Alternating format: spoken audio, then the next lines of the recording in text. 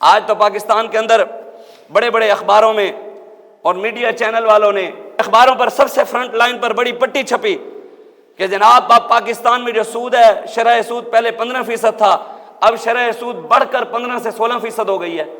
کوئی آواز اٹھانے والا نہیں۔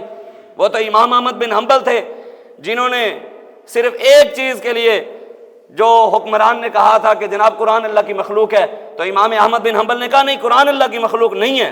اس نے کہا قرآن اللہ کی مخلوق ہے، آپ نے فرمایا نہیں ہے۔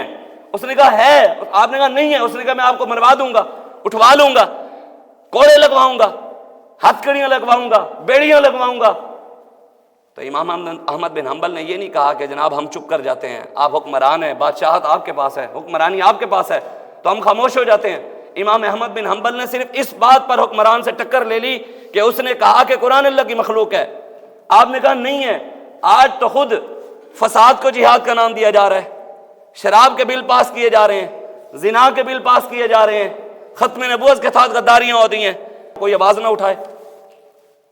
اور پھر یہاں سود کھلے عام ہو، کھلے عام اخباروں پر پٹی لکھی ہوئی ہے کہ شرح سود جو ہے وہ 15 سے 16% ہے۔ اب کسی عالم نے آواز نہیں اٹھائی۔ محراب و منبر پر بیٹھ کر کھڑے ہو کر بات کرنی چاہیے نا۔ تو مولا صلی اللہ علیہ وآلہ وسلم حضور نے ارشاد فرمایا جو بندہ اس دنیا میں سود کھاتا ہوگا قیامت والے دن وہ مفلوج ہو کر کھڑا ہوگا۔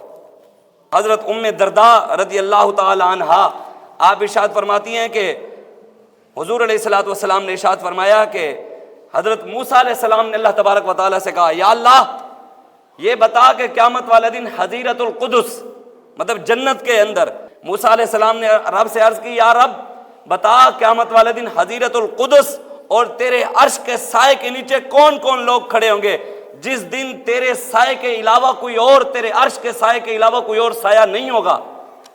تو حضور فرماتے ہیں کہ اللہ تبارک و تعالیٰ نے حضرت موسیٰ علیہ السلام کو کہا کہ موسیٰ قیامت والے دن میرے عرش کے سائے کے نیچے وہ لوگ کھڑے ہوں گے جنہوں نے اس دنیا میں اپنی آنکھ کو برائی سے بچایا ہوگا، اپنی آنکھوں سے برائی کو نہیں دیکھا ہوگا۔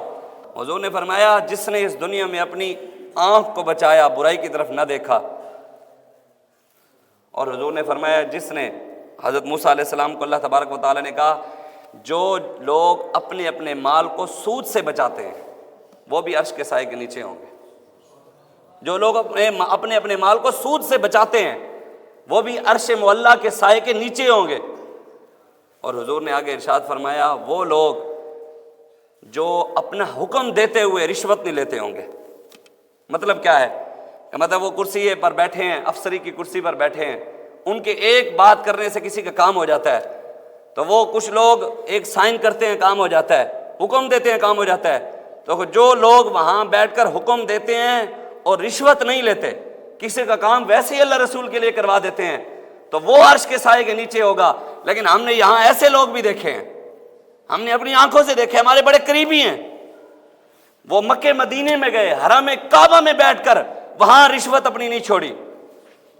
لوگوں نے بتایا وہاں پر بیٹھ کر فون آ رہے ہیں، تو انہوں نے کہا جناب وہ 50,000 روپیہ میرا رشوت کا بنتا ہے تو وہ بھی دو۔ رشوت خور، سود خور، حرام کھانے والے باتیں لبیک والوں کو کرتے ہیں، جن کو حلال حرام کی تمیز نہیں، باتیں ان پر کرتے ہیں جن کو گنبد خضرا سے آتا ہے۔ باتیں ان کو وہ لوگ ہمیں کرتے ہیں جو رشوت خور ہیں، ان کو حرام۔